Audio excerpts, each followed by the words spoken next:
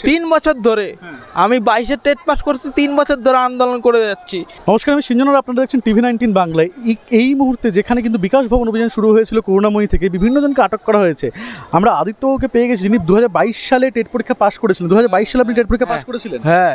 তারপর থেকে এখনো কি অবস্থা? 3 বছর মানে মুখ্যমন্ত্রী বলছে শিক্ষকের পদে 1 লক্ষ শূন্য পদ আছে। পর্ষদ সভাপতি বলছে আমার হাতে 50,000 শূন্য পদ আছে।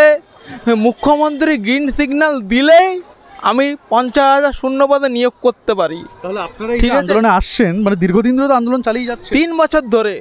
আমি 22-এ টেট পাস করছি, 3 বছর ধরে আন্দোলন করে যাচ্ছি।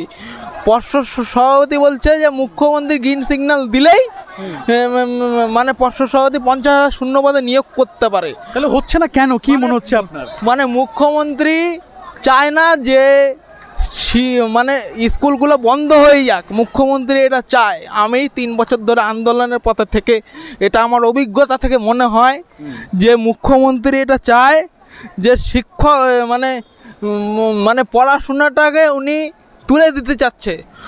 মানে পরবর্তীতে যাতে কেউ আমাদের মতো বিশেষভাবে সক্ষমরা পড়াশোনা করতেই না পারে, গরিব ঘরের ছেলেরা পড়াশোনা করতেই না পারে। আমাদের বিশেষভাবে সক্ষমদের কিন্তু প্রাইভেট স্কুলে সেরকম সুযোগ সুবিধা দেওয়া হয় না। সরকারিতে বিশেষভাবে যারা সক্ষম তাদের একটা সুযোগ সুবিধা দেওয়া হয়, সুবিধা দেওয়া হয়।